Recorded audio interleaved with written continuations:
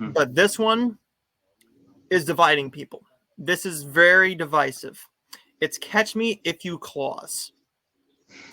Catch Me If You Claus is the Luke McFarlane, and I always mess up her name. It's Italia Ricci. I said it right. Italia Ricci. And Luke McFarlane and Catch Me If You Claus. On the verge of her big break, aspiring news anchor named Avery Quinn catches a home intruder wearing a red suit claiming to be Santa's son, Chris, played by Luke McFarlane. I really enjoyed this film. This felt like a very goofy, over-the-top comedy, and with this film, I can see why people are not enjoying it. But my thing is, this movie is getting overly hated because it gets goofier as you go. I think we can both agree. It gets dumber as you go. But here's the thing. How dumb it gets is going to work for some people and not for some people. This worked for me as a overall goofy screwball comedy that worked on most of the time on the romance level. There was a scene that I'll get into in just a minute that I really didn't care for. I thought it didn't fit. The chemistry was there. The script was very funny. I enjoyed our actors. Good job. This film really worked, except for I didn't really care for the ending. The ending was a little bit rushed. It was a little bit messy. And Santa was a little bit unlikable in here. Chris's dad, that was not a Santa Claus. We've seen a lot of Santa Clauses this year so far. And the Santa Clauses we've gotten have been a lot nicer. They've been a lot nicer. This guy, I think that this was his first time doing Christmas by himself. And maybe his dad was just being overbearing because he's done it for, hundreds of years maybe. But we didn't get a whole lot of Santa either. So they didn't really explain why he was getting all jittery and angry about what he was doing wrong and stuff like that. But the movie just worked for me as a screwball comedy. And as a screwball comedy, I enjoyed it. What kept this from being a perfect film for me is, of course, the ending, as I've already discussed. But the first kiss they share is very uncomfortable because it just felt like you were in a completely different genre of film. They're in the car. They're hiding from the cops. And they just have a makeout session in the front seat of the car. I'm like, well, that's not Hallmark. This is very odd. This might be something for like a Lifetime film or something like that, but this did not feel like a Hallmark film. This had very high production value. The camera work, the lighting, the widescreen, just the overall tone of this film felt very different compared to any other Hallmark movie I've seen. This felt very big budget, over the top, and they knew what they had here. Now, I know that you did not enjoy this film as much as I did. No, so not at all. Without going into all the flaws, without giving away the spoilers, right? Yeah. Go into your brief thoughts on the film.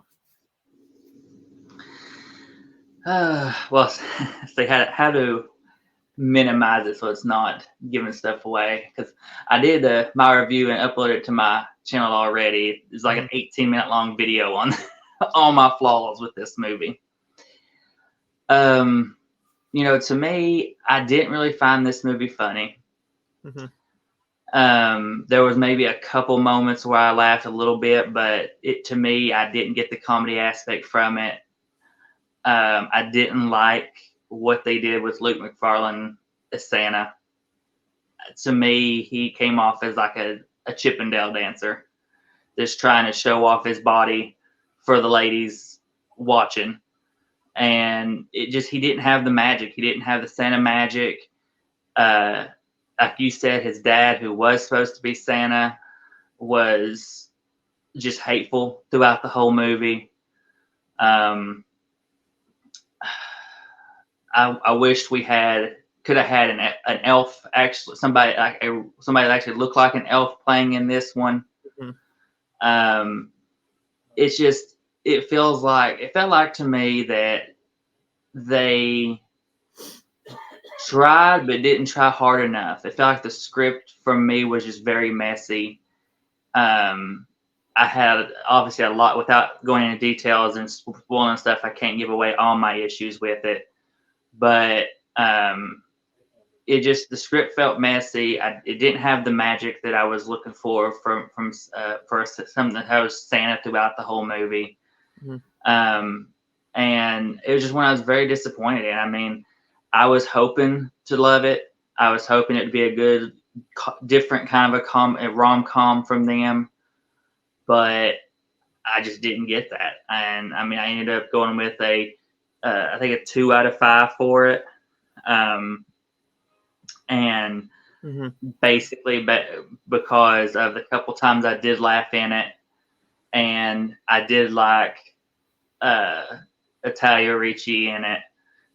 There was some chemistry there between them, but other than those few things, it just didn't work for me. I just didn't feel that magic from it. I didn't really see it as a comedy or nothing. So that's pretty much about all I can go into without giving away too much. So I don't want to make it another 18-minute rant on this film of how many times they messed up in this film for me. I didn't have very many big issues. It was just those couple there, just because this film worked as a comedy for me, and the chemistry was there. I just didn't care for the awkward makeout session in the car, the Santa in this, and then the ending. The ending, it was fine. I mean, I hate to say it, but this is the weakest Luke film. We had a fantastic film, right? We had a fantastic film earlier this year with Notes from Autumn. That film is very, very good.